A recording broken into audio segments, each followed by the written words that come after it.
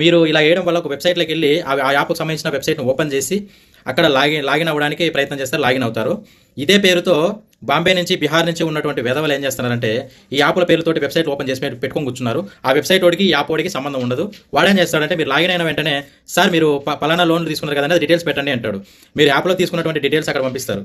అవి చూసి సరే సార్ మీరు పే చేయాలండి, మీరు ఫోన్పే ద్వారా చేయండి సార్ అని చెప్పేసి వాడు యూపీఐ కోడ్ పంపిస్తారు. ఆ కోడ్ ద్వారా మీరు పే చేసిన తర్వాత అలాగా డబ్బులు తీసేసుకుంటారు. సేమ్ టైం వాడు క్లియర్ చేస్తామని చెప్పేసి మీ ఫోన్ నెంబర్ ఎంటర్ చేసి మీ కొంచెం డబ్బులు లాగడానికి ఓటీపీ చెప్తాడు. ఓటీపీ చెప్పండి అంటారు.